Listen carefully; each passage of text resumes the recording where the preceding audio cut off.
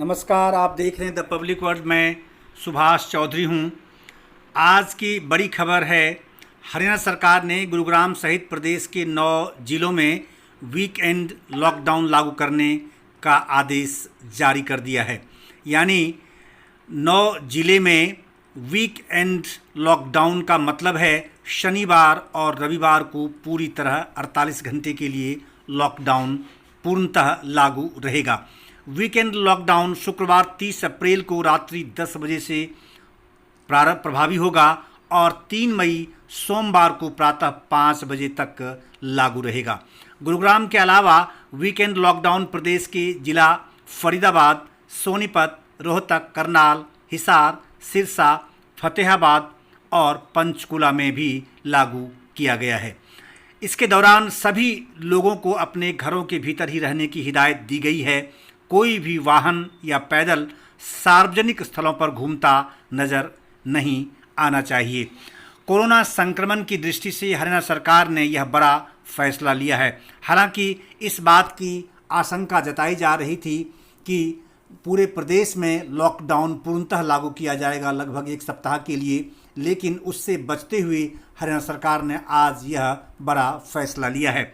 हालांकि यह कहा जा रहा था कि प्रदेश के मुख्य सचिव विजय वर्धन ने लॉकडाउन लागू करने के लिए खासकर फरीदाबाद और गुरुग्राम में उन्होंने रिकमेंडेशन किया था, लेकिन सरकार ने इसे नहीं माना क्योंकि आर्थिक और वित्तीय स्थिति बेहद गंभीर हालात में है और बिजनेस को पूरी तरह बाधित सरकार नहीं करना चाहती है।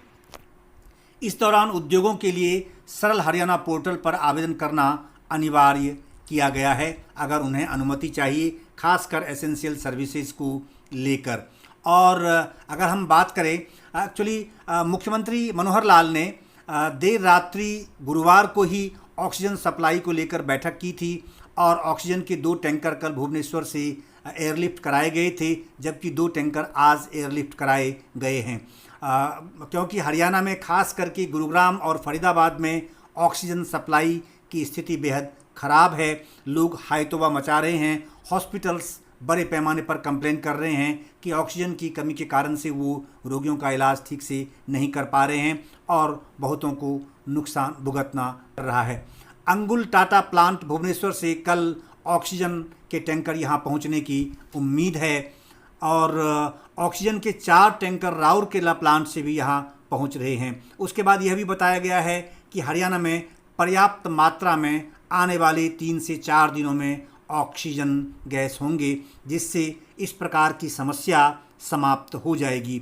सीएम के विशेष आग्रह पर केंद्र सरकार ने हरियाणा का कोटा 70 मीट्रिक टन बढ़ाकर कुल 232 मीट्रिक टन कर दिया है। इसको लेकर केंद्रीय मंत्री राजेंद्रजीत ने भी केंद्र सरकार का आभार जताया है और मुख्यमंत्री ने भी इस पर प्रसन्नता जाहिर की है और संतोष व्यक्त किया है कि अब वो अपने प्रदेश के कोरोना संक्रमित नागरिकों या मरीजों का इलाज ठीक से करा पाएंगे और उन्हें आवश्यकता के अनुरूप ऑक्सीजन मुहैया करा पाएंगे।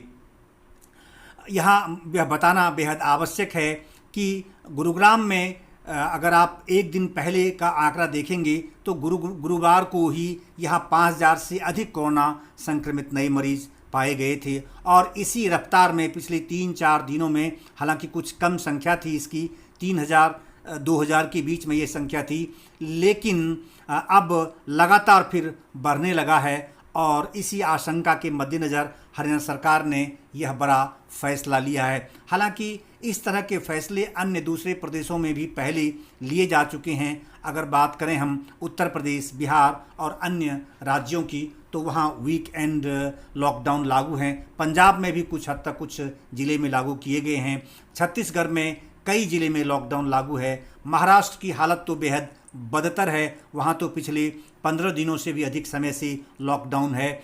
और दिल्ली में जो गुरुग्राम से बिल्कुल सटा हुआ क्षेत्र है और देश की राजधानी है, वहाँ के हालात बहुत ख़राब माने जा रहे हैं। लगातार 25 से 30 हज़ार के बीच में कोरोना संक्रमित नए मरीज प्रतिदिन आ रहे हैं। तो ऐसे में दिल्ली सरकार ने 1 सप्ताह के लिए पूर्ण लॉकडाउन एसेंशियल सर्विसेज को छोड़कर लगाया था और उसे फिर आगामी 3 मई तक उन्होंने बढ़ा दिया है। तो इसको देखते हुए अब क्योंकि हरियाणा के खास तौर से गुरुग्राम और फरीदाबाद जो व्यावसायिक और प्रमुख औद्योगिक शहर हैं, यहाँ श्रमिकों की आवाजाही बहुत ज़्यादा है।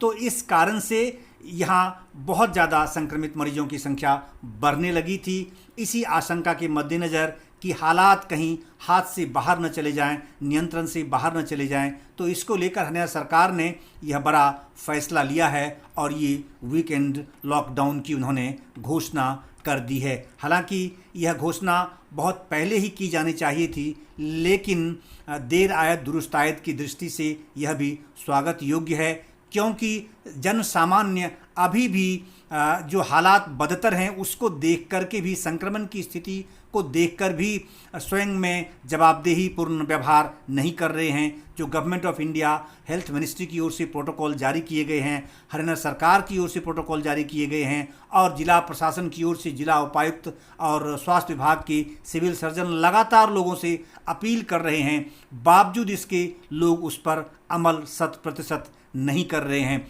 अब भी लोग इसे बहुत आसानी से ले रहे हैं, लेकिन लगातार लोगों को नुकसान इतने बड़े पैमाने पर हो रहा है जिसकी भरपाई किसी भी कीमत पर नहीं की जा सकती है। तो इसको लेकर हरियाणा सरकार ने अब सख्ती बरतनी शुरू कर दी है।